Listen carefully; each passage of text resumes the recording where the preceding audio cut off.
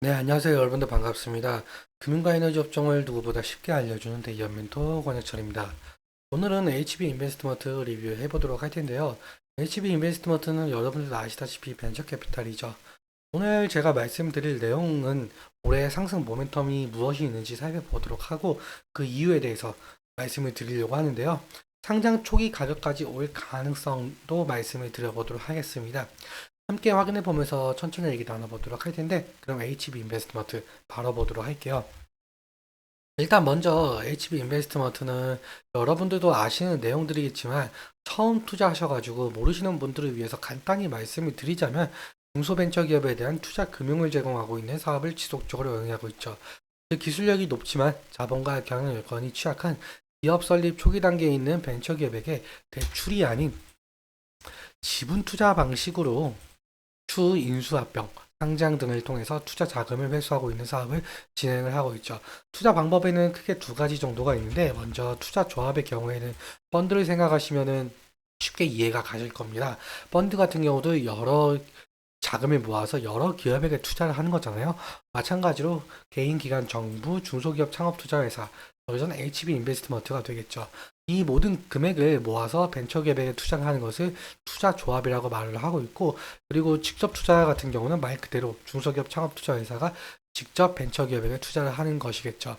보통적으로 투자조합의 경우에는 사업보고서에서 어디에 투자하고 있는지 나오고 있는 형편이지만, 직접 투자 같은 경우는 어디에 투자하고 있는지 뉴스 기사로만 접할 수 있어서 찾기가 상당히 힘듭니다. 다음으로 넘어가서 여러분들도 아시다시피 벤처기업들은 경제적 자금이 부족한 상태여서 외부 투자 유치가 필수적인데요. 이 투자 유치는 한 번으로 끝나는 것이 아니라 여러 단계에 걸쳐서 시행이 되고 있습니다. 먼저 시리즈 A 같은 경우는 서비스 오픈하기 위한 준비 단계에서 받는 투자. 사실 이 단계를 넘지 못하고 망하는 기업들이 많아서 여기 이 구간을 죽음의 계곡, 데스밸리라고 부르고 있습니다. 시리즈 B 같은 경우는 사업 확장을 하기 위해서 추가로 받는 투자 단계, 시리즈 C부터는 스케일업을 가속하기 위한 단계로 대부분 벤처기업들은 시리즈 C 단계에서 외부 투자를 마무리 짓고 안정적인 수익 구조를 만들기 위해서 노력을 하는 단계로 변환이 됩니다. 그래서 이 시리즈 A, B, C 투자를 통해서 본격적인 성장을 이루고 벤처기업들은 상장이나 M&A가 가능한 기업으로 탈바꿈하게 되고 여기서 벤처캐피탈은 투자금 회수를 통해서 이익을 보는 구조가 될 수가 있겠죠. 그럼 다음으로 처음에 말씀드렸던 모멘텀에 대해서 말씀을 드려보도록 하겠는데 지금 기사 저와 함께 보도록 할게요. 일단 기사 헤드라인부터 살펴보자면은 윤석열 대통령께서 첨단 바이오 R&D 투자를 확대하고 스타트업도 2035년까지 연 1000개씩 나오게끔 끌어올리겠다라는 건데요. 밑으로 쭉 기사를 내려보면은 여기 있네요.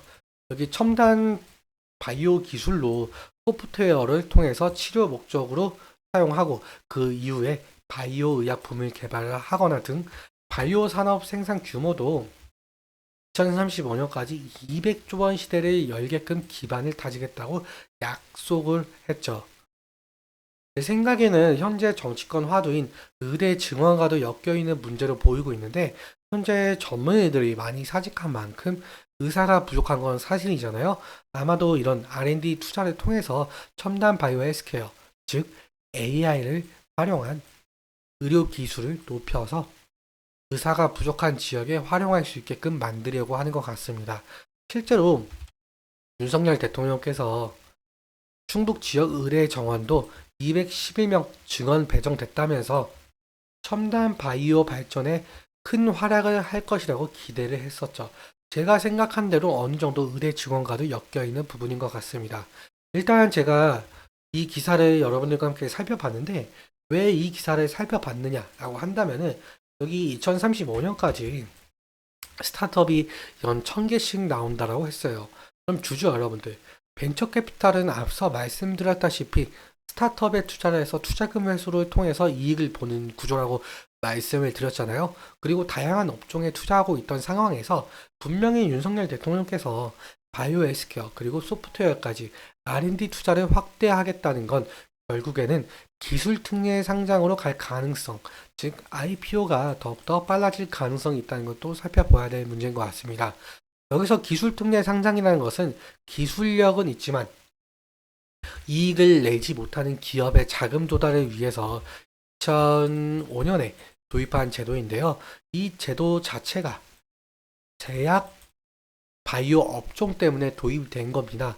말 그대로 제약 바이오 헬스 기업들은 R&D 투자로 인해서 자금이 지속적으로 빠져나가잖아요. 그래서 흑자가 잘 날 길이 없는데, 그래서 기술력을 인정을 받으면 상장을 할 수가 있다는 거죠.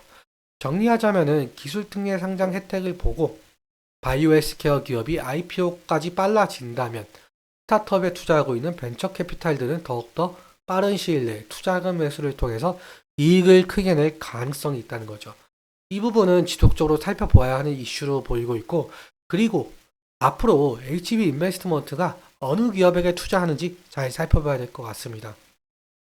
아무튼 윤석열 대통령께서 바이오 산업에 투자한다라고 했을 만큼 첨단 바이오 헬스케어 관련 스타트업 기업들이 빠르게 성장해서 HB 인베스트먼트가 XTR 시간이 점차 줄어 매출액 증대 효과를 나타낼 가능성이 높겠죠.